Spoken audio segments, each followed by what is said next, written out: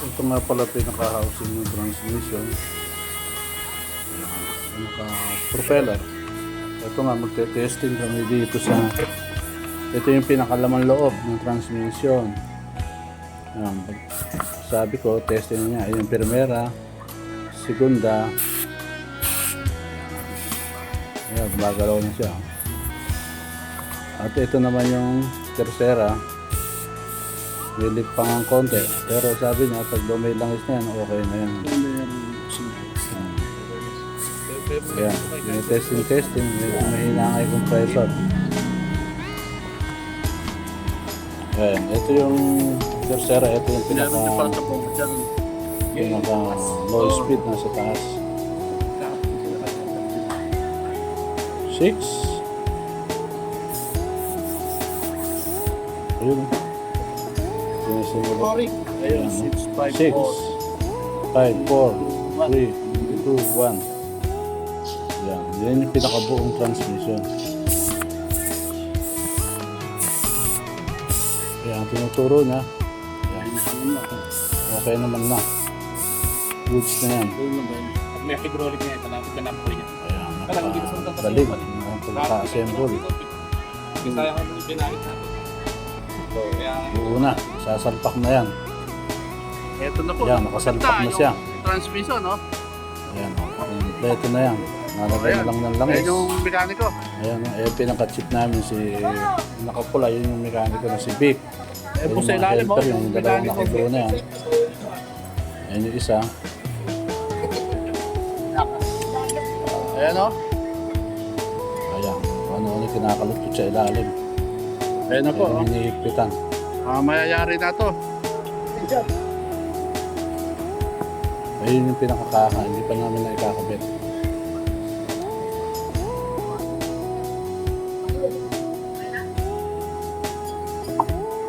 Ayan po yung isang pinaka-chip.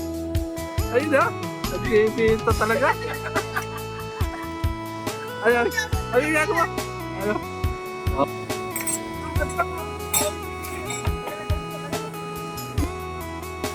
Ito nga, bumili kami ng bagong bomba. Yan.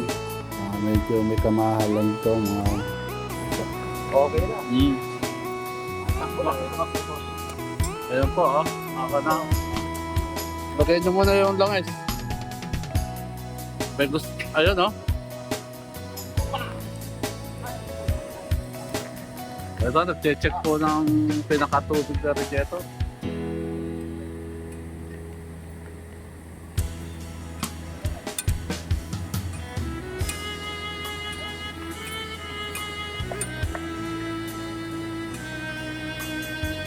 Lalagyan na ng langis. Ano, inuugasan na yung mga breather. Oh.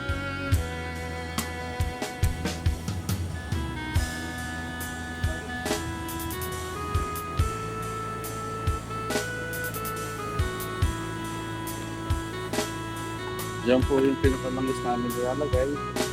Baka naman. Sige. Ano ba?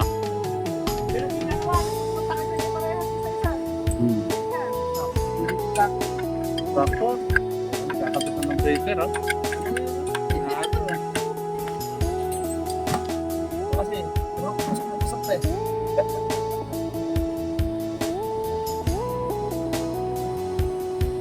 Nakakapaka mo siguro.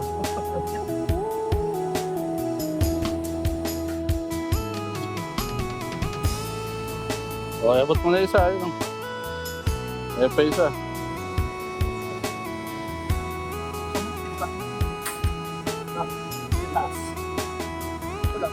Kulang yung langis ng makina.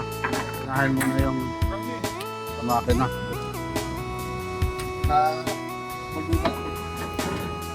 Kulang talaga naman ako. Alam ko. Makilang ba? Kulang na to? Isang balde.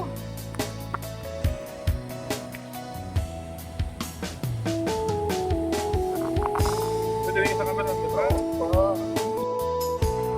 Testing lang.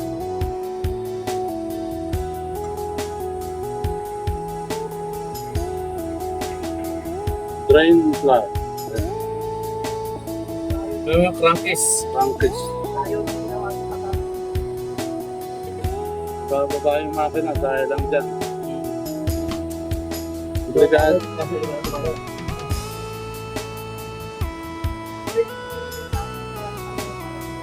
Pwede siguro yan. Oh! Hop! Hop!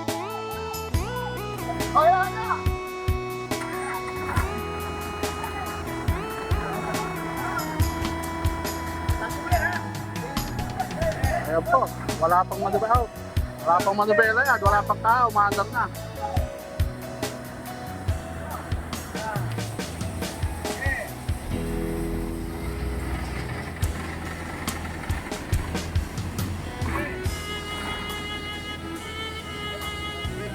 ng leak sa crankcase.